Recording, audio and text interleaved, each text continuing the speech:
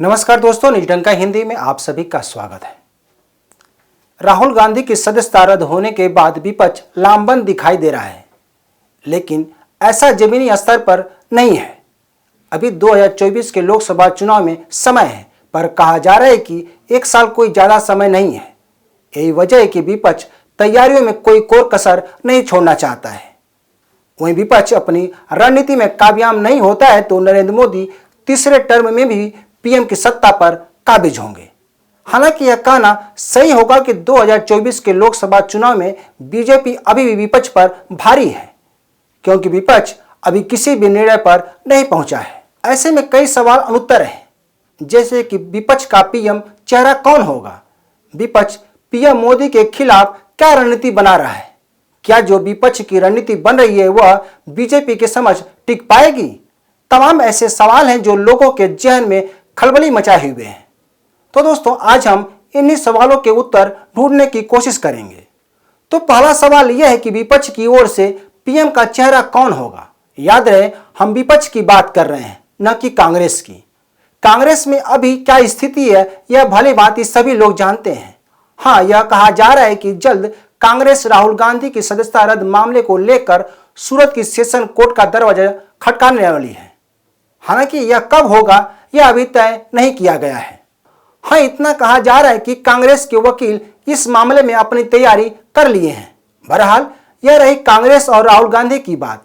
इनके बारे में जिक्र करना इसलिए जरूरी था कि विपक्ष कांग्रेस खेल रही है, तो कांग्रेस की बात किए बिना हम आगे नहीं बढ़ सकते। तो दोस्तों, जानकारों की माने तो कहा जा रहा है कि विपक्ष के लिए ममता बनर्जी का चेहरा सबसे सटीक और टिकाऊ है। सटीक और टिकाऊ कहने का मतलब है कि ममता बनर्जी की इमेज मोदी विरोधी की रही है। कई मौकों पर उन्होंने पीएम मोदी के सामने कड़ा रुख अख्तियार कर चुकी हैं, जिसकी खूब चर्चा भी हो चुकी है। इसमें बंगाल के पूर्व मुख्य सचिव अल्पन बंदोपाध्याय का मामला 2 साल पहले खूब सुर्खियां बटोरा था। 2 साल पहले अल्पन बंगाल में आए तूफान के बाद पीएम मोदी की बैठक में शामिल नहीं हुए थे। उसके बाद केंद्र सरकार ने उन्हें तलब किया था। बाद में इस मामले में जमकर उठापटक हुई थी। जब उन्हें दिल्ली बुला लिया गया था, उन्होंने अपने पद से इस्तीफा दे दिया था और इसके बाद अल्पन को ममता बनर्जी ने अपना मुख्य सलाहकार बना लिया था। इतना ही नहीं, कोरोना काल के दूसरे चरण में भी कई बार दिल्ली आकर ममता बनर्जी ने पीएम मोदी के खिलाफ बयानबाजी की थी। उस समय उनकी आक्रामकता को पीएम उम्मीदवारी से जोड़कर देखा जा रहा था। हालांकि अब समय में बड़ा बदलाव आया है। कुछ समय पहले ममता बनर्जी ने यह ऐलान किया था कि आगामी लोकसभा का चुनाव वे अकेले लड़ेंगी, लेकिन राहुल गांधी की लोकसभा सदस्यता जाने के बाद से पीएम उम्मीदवार की रेस में सबसे आगे चल रहे राहुल गांधी अभी तक किनारे लग गए हैं। बशर्ते अभी ऊपरी अदालतों का आदेश आना बाकी है।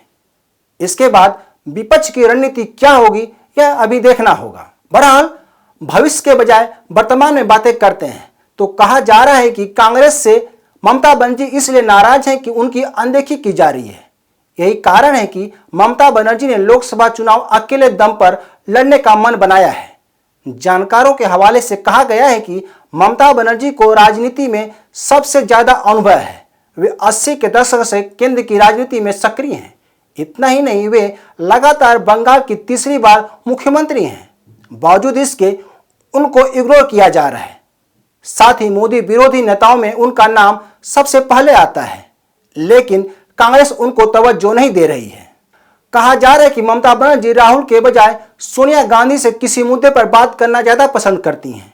इस बारे में कहा जा रहा है कि वर्तमान में राहुल गांधी और कांग्रेस सीताराम येचुरी से सलाह ले रही है, जिससे ममता का 36 का आंकड़ा है। यह भी उनके नाराजगी का कारण है। वहीं बताया जा रहा है कि राहुल गांधी कांड में भले टीएमसी कांग्रेस के साथ दिखाई दे रही है, लेकिन वह लोकसभा चुनाव में अकेले ही चुनाव लड़ेगी। दूसरी ओर ममता बनर्जी के बाद दिल्ली के मुख्यमंत्री अरविंद केजरीवाल का नाम सामने आ रहा है। कहा जा रहा है कि वर्तमान में जिस तरह से केजरीवाल पीएम मोदी पर हमलावर हैं, वे भी चाहते हैं कि विपक्ष उन्हें पीएम का चेहरा बनाए। बताया जा रहा है कि जिस तरह से ममता बनर्जी अपनी वरिष्ठता के आधार पर विपक्ष का चेहरा बनने की आस लगाई है, उसी तरह अपनी पहली पारी में पीएम बनने के लिए बनारस से चुनाव लड़ने वाले केजरीवाल की महत्वाकांक्षा कम नहीं है। केजरीवाल भी खुद को यूनिक राजनेता के तौर पर प्रमोट कर रहे हैं। हालांकि केजरीवाल के बारे में यह भी कहा जा रहा है कि सीबीआई और ईडी ने जिस तरह से उनकी पार्टी और उनके नेताओं पर भ्रष्टाचार का आरोप लगाया है, उससे केजरीवाल की छवि को खासा नुकसान हुआ है। धन शोधन के मामले में उनके नेता जेल के सलाखों में हैं। शराब नीति घोटाले में तो उनके सबसे विश्वास पात्र मनीष सिसोदिया तिहाड़ जेल की हवा खा रहे हैं। यही सबसे बड़ी वजह है कि केजरीवाल पीएम मोदी पर हमलावर हैं। जानकारों के अनुसार कहा जा रहा है कि केजरीवाल का मानना है कि देर सवेर उनके पास भी इन घोटालों की जांच की आंच पहुंच सकती है।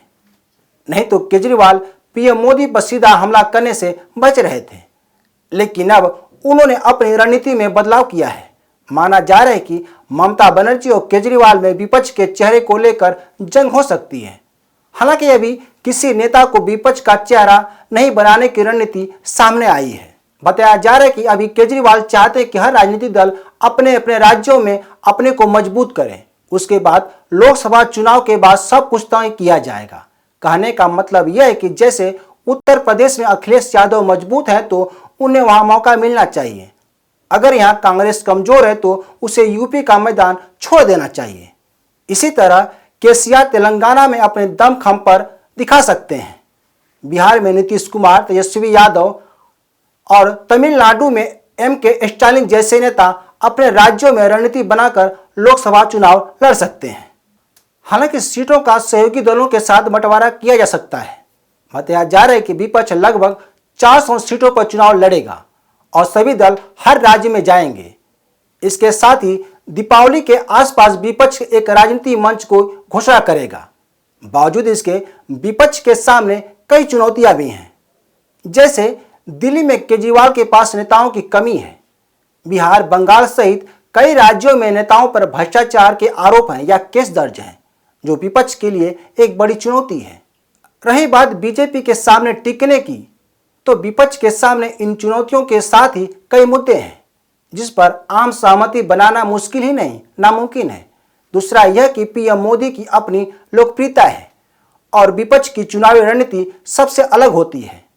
जानकारों का कहना है कि वर्तमान में बीजेपी की किस मुद्दे पर क्या रणनीति होगी, ऐसी अटकलों का अब ज्यादा कहना बेईमानी होती है, क्योंकि बीजेपी उचित मौके पर ही अपना पत्ता खोलती है। तो साफ है कि 2024 के लोकसभा चुनाव में विपक्ष के लिए एक जंग की तरह होगा। तो दोस्तों, आज के लिए बस इतना ही। इस वीडियो को शेयर, लाइक और कमेंट जरूर करें। ताज़ा खबरों के लिए न्यू डंका ऐप को डाउनलोड करें। हमारे यूट्यूब चैनल को सब्सक्राइब करें। धन्यवाद।